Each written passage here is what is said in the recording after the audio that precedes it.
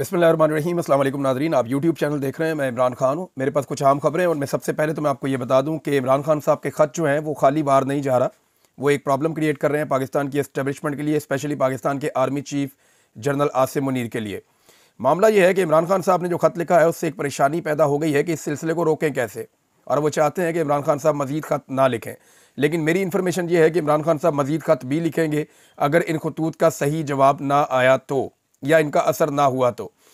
Immediately जो चीज़ें हुई हैं, एक तो क्रैकडाउन बहुत तेज़ कर दिया गया पाकिस्तान तहरीक इंसाफ के ऊपर, और कल जो लोगों ने एहतजाज किया, यौम स्याह मनाया, उसके बाद लोगों के घरों के ऊपर छापे मारे जा रहे हैं, चादर और चार दीवारी का तकद्दुस पामाल किया जा रहा है। जो बड़े वाक़यात हुए हैं उनमें से कुछ मैं आपको रिपोर्ट करता हूँ। इवन 13 साल का बच्चा भी जो है वो गिरफ़्तार कर लिया गया। एक MPA है फ़ारूक जावेद मून, उनका बेटा है 13 साल का, ये उसकी तस्वीर भी आप देख सकते हैं। ये बच्चे को वहाँ से गिरफ्तार कर लिया गया पाकिस्तान से, सिर्फ इसलिए कि इसके वालिद ने एक पुरअमन रैली क्यों निकाली अपने मुतालबात के हक़ में। दूसरी जानिब पुलिस बदतरीन छापे मार रही है, लोगों के घर तोड़ रही है। नदीम अब्बास बारा लाहौर से MPA, और उसके घर के अंदर पुलिस दीवारें फलांग के दाखिल हुई। फिर वो वीडियो भी मौजूद है जिस तरह उसे गिरफ्तार किया, अंदर से जाके उसके 2 बेटों को भी गिरफ्तार कर लिया। नदीम अब्बास बारा के अहमद चट्टा के घर के ऊपर जो रेड हुआ वो बड़ा खौफनाक था। वहाँ पे ख़वातीन के साथ बड़ी बदतमीज़ी की गई, उनकी बेटियों के साथ, घर की दीगर ख़वातीन के साथ। घर के दरवाजे जो हैं उनको काट दिया गया, घर का फर्नीचर जो है उसको तोड़ दिया गया। यहाँ पे और बहुत सारे स्टेटमेंट हैं, इनमें एक शौकत बसरा का स्टेटमेंट है। मैं आपको पढ़ के शौकत बसरा का स्टेटमेंट सुना देता हूँ, क्योंकि पाकिस्तान तहरीक इंसाफ के ऊपर एकदम एक क्रैकडाउन शुरू हो गया, और ये क्रैकडाउन 2 चीज़ों के साथ जोड़ कर देखा जा रहा है। एक तो बड़े लंबे अरसे के बाद तहरीक इंसाफ पूरी ताकत से सामने आई है, बाहर निकली है, तो वो बर्दाश्त के काबिल नहीं है पाकिस्तान की एस्टेब्लिशमेंट के लिए और पाकिस्तान की हुकूमत के लिए। जाली हुकूमत को लेने के देने पड़ गए। वो ये सोच रही है कि अभी भी पाकिस्तान तहरीक इंसाफ में इतना दम है। यानी एक बात तो इन्हें इस सारे खेल में समझ आ गई है, कल के दिन में तमाम इदारों को कान हो गए हैं कि पाकिस्तानी आज भी कैदी नंबर 804 के साथ खड़े हैं, और पाकिस्तान पूरी ताकत से इमरान खान के साथ जैसे पहले खड़ा था वैसे ही खड़ा है।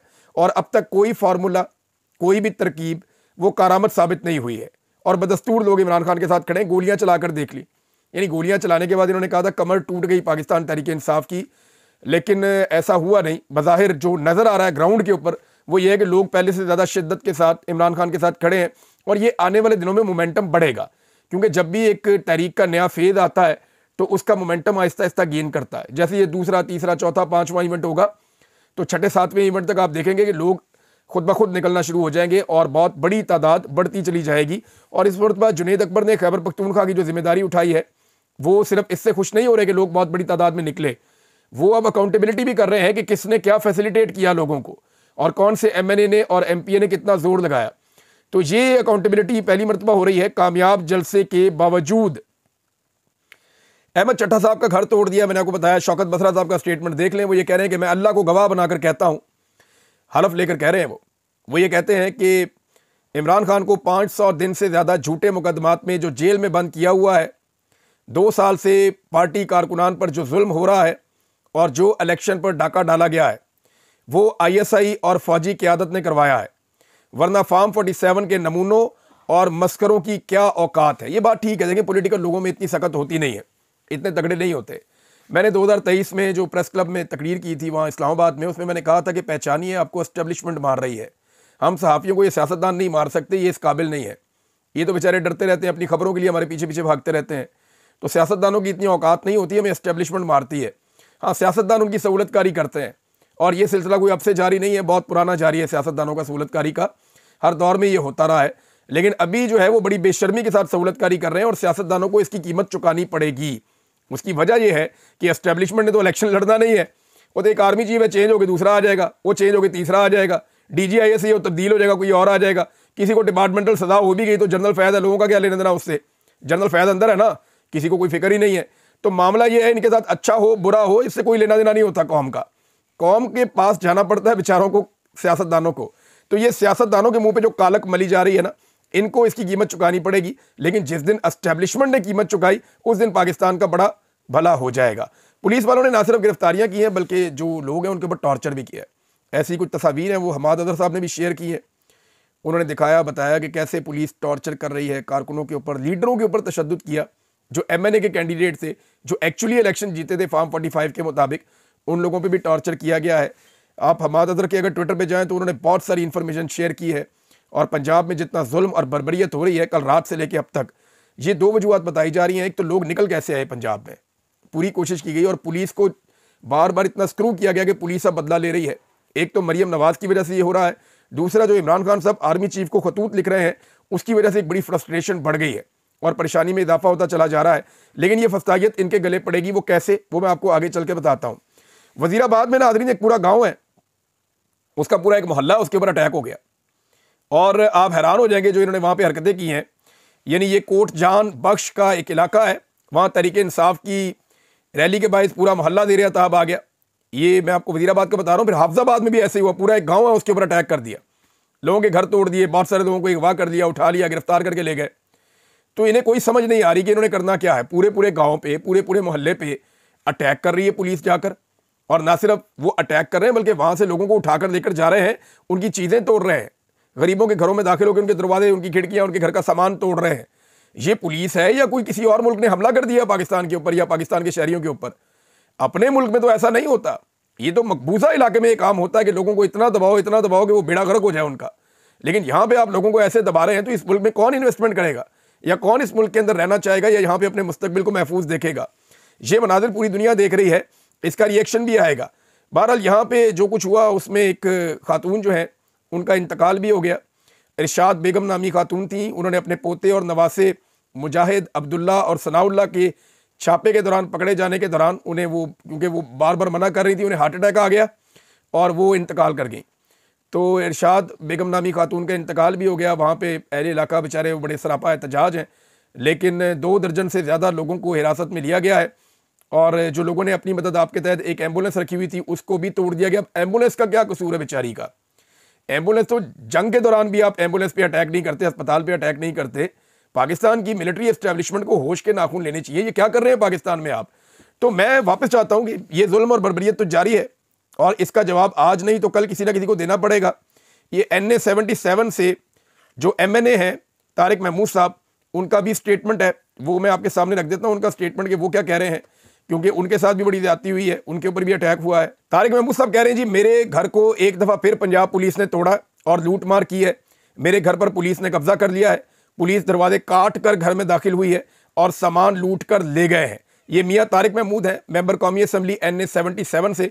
तो जितने बाकी MNA हैं उनके लिए डूब मरने का मुकाम है कि कांस्टेबल आते हैं, दरवाजे तोड़ते हैं, मेंबर कौमी असम्बली के घर में घुसते हैं और जो मर्जी करते हैं, और स्पीकर कौमी असम्बली या डिप्टी स्पीकर कौमी असम्बली या जितने भी वहाँ पे MNAs हैं वो सारे कुछ भी नहीं कर सकते। इन्हें सिर्फ तनख्वाहें और मुराद चाहिए और इन्होंने, इनके हाथों में पॉलिश का बुरश पकड़ाया हुआ है और ये सारे के सारे पॉलिश पे लगे हुए हैं।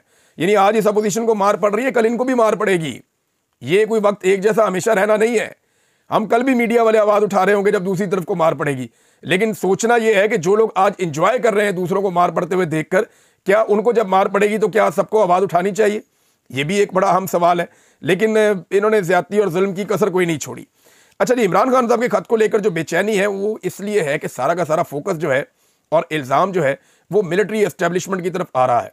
ख़ास तौर पे आसिम मुनीर साहब जो chief of the army staff हैं उनके ऊपर ये इल्ज़ाम चला जाता है कि इमरान खान साहब खत के अंदर उनकी तरफ उंगलियां उठाते हैं कि जी आपका इदारा, आपकी एजेंसियां, आपके लोग, आपका कर्नल, तो आप लोग ये कर रहे हैं।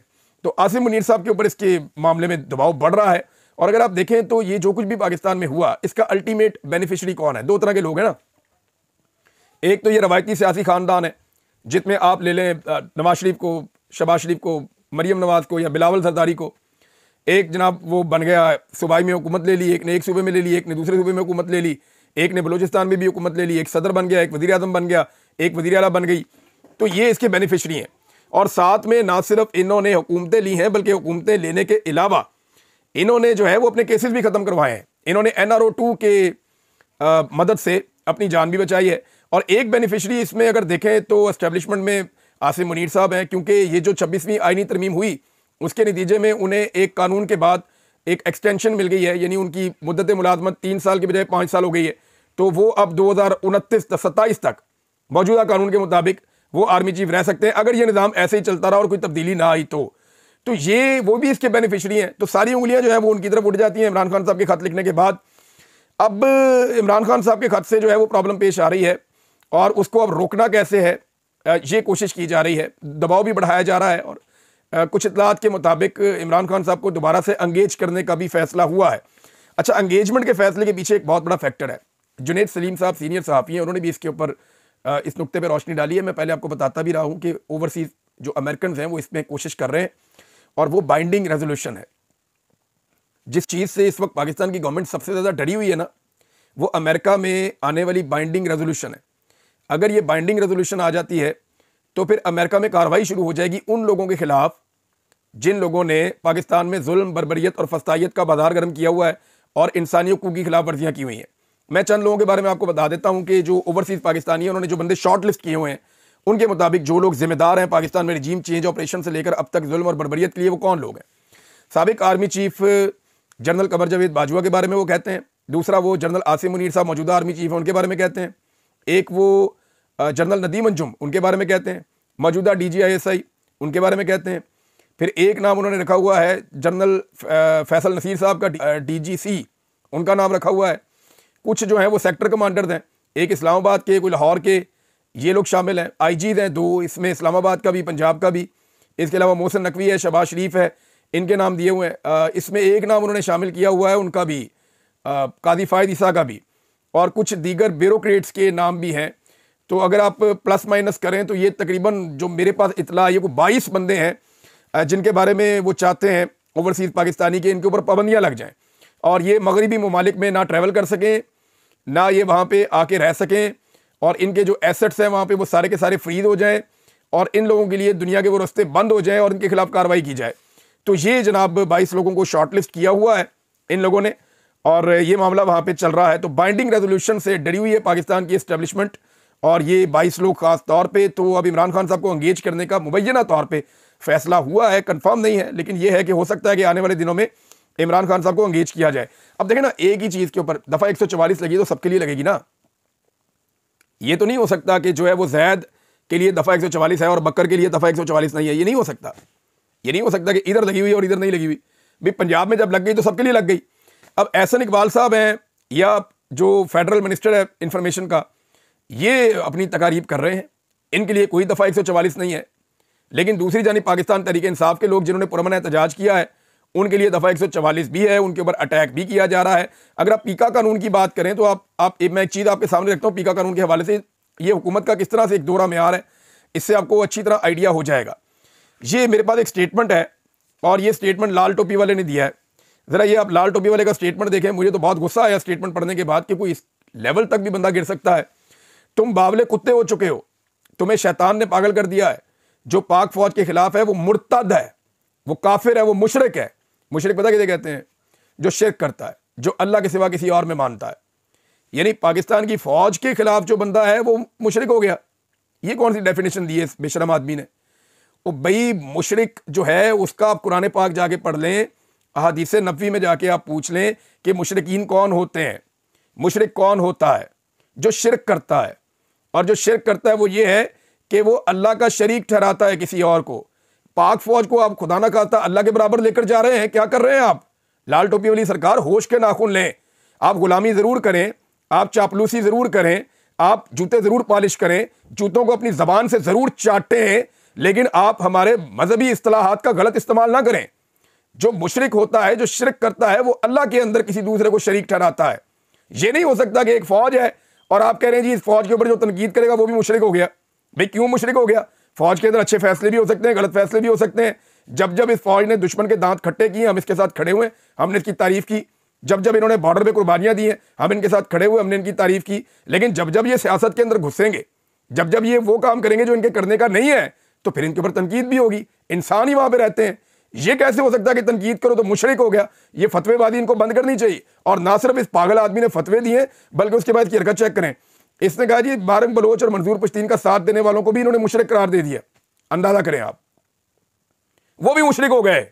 यार वो बेचारे नमाज भी पढ़ते हैं, वो रोजा भी रखते हैं, वो अल्लाह का नाम भी लेते हैं। हो सकता है कि अल्लाह के नजदीक वो आपसे बेहतर मुसलमान हो, तो आप उनको मुशरिक करार दे देंगे ऐसे ही उठ के, सिर्फ और सिर्फ तलवे चाटने के लिए, बूट पॉलिश करने के लिए। This is not acceptable.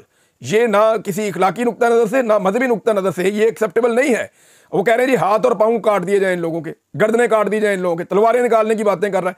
सबसे पहले पाकिस्तान में पीका ऑर्डिनेंस के तहत अगर किसी बंदे पे मुकदमा होना चाहिए ना, इस लाल टोपी वाले पे मुकदमा करके इसको जेल में डाल के इसको 10 साल इसको अंदर रखें।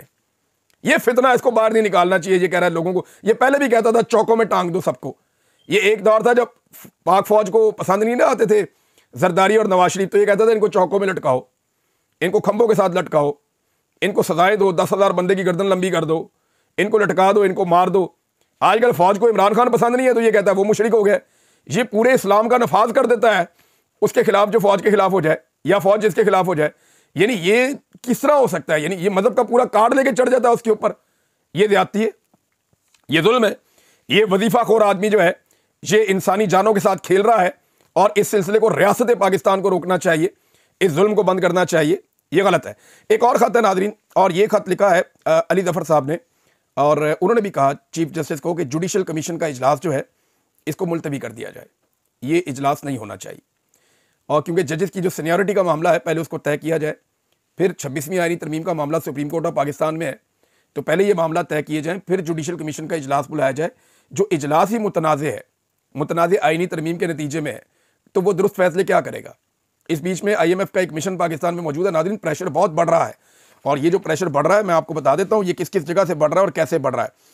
एक तो डोनाल्ड ट्रंप ने पाकिस्तान की 841 मिलियन डॉलर्स की इमदाद रोक दी है। ये लगभग 1 अरब डॉलर के करीब रकम बनती है। तो डोनाल्ड ट्रंप ने पाकिस्तान की ये इमदाद रोक दी है। GSP+ स्टेटस जो आपका 2027 तक चलना था वो रिव्यू में डाल दिया है यूरोपीय यूनियन ने, और 2025 के मिड में वो दोबारा रिव्यू होगा। और इसके अलावा जो आपका बैरूनी दबाव है वो लगातार बढ़ता चला जा रहा है, बाइंडिंग रेजोल्यूशन भी आ रही है। और IMF कमीशन जो पाकिस्तान में मौजूद है वो पहली मरतबा अदलिया के मामलात, लॉ एंड ऑर्डर के मामलात, इंसानी हकूक़ के मामलात और ये चीज़ें भी देख रहा है। इससे पहले उन्होंने कभी नहीं देखी। तो अब ये बड़ी मुश्किलात में फंस गई है पाकिस्तान की हुकूमत। उन्हें इमरान खान को एंगेज करना पड़ेगा, पाकिस्तान के हालात बेहतर करने पड़ेंगे। इस तरह जो वो कर रहे हैं ये ज़्यादा लंबा अरसा चलेगी नहीं। ये आज नहीं तो कल सारी चीज़ें रिवर्स होंगी, और इन्हें होना चाहिए। मुल्क रूल ऑफ लॉ के साथ चलते हैं, कुछ ज़ाती ख्वाहिशात बंद कमरे में बैठ के आप फैसला करें, ऐसे मुल्क नहीं चलते। अब 1 साल की कारकर्दगी की रिपोर्ट जनाब पेश की है मौजूदा हुकूमत ने। ये दुनिया का वाहिद वज़ीर आज़म है जो इश्तिहारों में काम कर रहा है। यानी उधर से स्लोमो बन रहा है तो वज़ीर आज़म टुर रहा है, उसके जूते दिखा रहे हैं, उसका बेहतरीन सूट दिखा रहे हैं, फिर उसका चेहरा दिखा रहे हैं चलते हुए, फिर पीछे बैकग्राउंड के अंदर म्यूजिक चल रहा है, हवाएं चल रही हैं, खूबसूरत पार्क है। वो भाई किधर है इस तरह का पार्क? ये वज़ीर आज़म हाउस के अंदर तो हो सकता है, बाहर निकल के आवाम को देखे ना, अपने हलकों में निकलकर आवाम को देखें, उन्हें ऐसे पार्क मैसर हैं, ऐसी जगह मैसर है। तो आप VVIP किस्म का एक इश्तिहार बना देते हैं, दुनिया के महंगे तरीन कैमरे लेकर। उधर भतीजी जो है वो टिकटॉक बना देती है महंगे तरीन कैमरों के साथ, और ये इस तरह लोगों को बेवकूफ़ बना रहे हैं, तो लोग बेवकूफ़ बनेंगे नहीं। ये अपनी कारकर्दगी रिपोर्ट लेकर आ रहे हैं और स्लोमो बना के आवाम को दिखा रहे हैं, जबकि आवाम गरीब और मजबूर होती चली जा रही है। एक तो कारकर्दगी ये अपनी बता रहे हैं, एक कारकर्दगी इनकी मैं आपको बताता हूँ कि इन्होंने इस पूरे 1 साल के अंदर और इससे पहले जो इन्हें मौका मिला है, इन्होंने किया क्या है। इन्होंने पाकिस्तान में बदतरीन महंगाई पैदा की है, महंगाई में कई गुना इजाफा किया है। किसी एक चीज़ का नाम लें जो सस्ती हुई हो, तो इंसानी जान के अलावा कोई चीज़ सस्ती नहीं हुई। पाकिस्तान में इन्होंने महंगाई बढ़ाई है। नंबर 2, सरमायाकारी में रिकॉर्ड कमी हुई है इनके इस दौरे हुकूमत में। नंबर 3, लॉ एंड ऑर्डर की सूरत हाल जो पहले बेहतर हो गई थी वो बदतरीन हो गई है इनके दौरे हुकूमत में। नंबर 4, जो दहशतगर्द हैं जो पाकिस्तान से चले गए थे उनको वापस लाकर बसाया गया इनके दौरे हुकूमत में। नंबर 5, ब्रेन ड्रेन पाकिस्तान का हो रहा है, नौजवान पाकिस्तान को छोड़कर जा रहे हैं। 18 लाख नौजवान अभी निकल गए इनके दौरे हुकूमत में। सरमाया पाकिस्तान से बैरून मुल्क मुंतकिल हो रहा है इनके दौरे हुकूमत में। नंबर 7, इंसानी हकूक़ की खराब तरीन सूरत हाल है, पूरी दुनिया उसके ऊपर आवाज़ उठा रही है इनके दौरे हुकूमत में। नंबर 7, मीडिया पर पाबंदियां लग रही हैं इनके दौरे हुकूमत में। नंबर 8 है ये, मीडिया पे बदतरीन पाबंदियां इन्होंने लगाई हैं, इवन मीडिया वालों को उठाया, उनको गिरफ्तार किया, उन पर मुकदमा दर्ज किए। नंबर 9, करप्शन के रिकॉर्ड टूट रहे हैं, जो करप्शन इन्होंने की किसी एक के ऊपर भी केस ना बन रहा है ना चला रहे हैं। नंबर 10, अदलिया पर मुकम्मल कंट्रोल हासिल कर लिया है और पाकिस्तान की एस्टेब्लिशमेंट अदलिया को कठपुतली बनाकर चलाना चाहती है। नंबर 11, NRO 2 मुकम्मल हो गया है। इन्होंने अपने वो तमाम केसेस जिनमें इनसे पैसा रिकवर होना था वो तमाम केसेस मिली भगत करके एस्टेब्लिशमेंट की मदद से और अदलिया के अंदर गेम डाल के अपने मुकदमात खत्म करवा लिए हैं। नेक्स्ट ये है कि खवातीन और बच्चों पर और अकलियतों के ऊपर पाकिस्तान में जुल्म नहीं रुक रहा। अगला जुल्म ये हुआ है कि फौजी अदालतों में सिविलियन का ट्रायल हुआ है। ये पूरी दुनिया के अंदर नफरत अंगेज चीज़ है। लोग इसको हैरत से देख रहे हैं कि इस दौर में भी पाकिस्तान की मिलिट्री कोर्ट्स के अंदर पाकिस्तान के सिविलियंस का ट्रायल किया जा रहा है और जिस अंदाज में वो ट्रायल हुआ उसकी शफाफियत के ऊपर भी उंगलियां उठ रही हैं। जबरी गुमशुदगियां पाकिस्तान में अभी तक नहीं रुक रही और ये इस हुकूमत का एक बड़ा कारनामा है। ट्रांसनेशनल रिप्रेशन यानी जो ओवरसीज पाकिस्तानी आवाज उठाते हैं, उनके जो पाकिस्तान में रहने वाले रिश्तेदार हैं या फैमिली है या उनकी प्रॉपर्टी है, वहां उन्हें परेशान किया जाता है। तो ये भी एक बड़ा इशू है। कारोबार की मुकम्मल तबाही पाकिस्तान में हो चुकी है। कारोबारी लोग पाकिस्तान को छोड़ कर जा रहे हैं। अवाम का हुकूमत के ऊपर से एतमाद बिल्कुल खत्म हो गया है। नौजवानों में बदतरीन मायूसी फैली है। फौज और अवाम के दरमियान फासले बढ़ गए हैं। यह है इस हुकूमत के कारनामों की एक छोटी सी लिस्ट। मैं आपको बड़ी तफसील के साथ मजीद चीजें बता सकता हूं, लेकिन ये एक छोटी सी लिस्ट आपको बता देगी कि पाकिस्तान में मामलात कहां तक चल रहे हैं। और चीजें भी ये शेयर करने के लिए अगले वीलॉग में आपको बताता हूं। अब तक के लिए इतनी अपना ख्याल रखिएगा, अपने चैनल का भी। अल्लाह हाफिज़।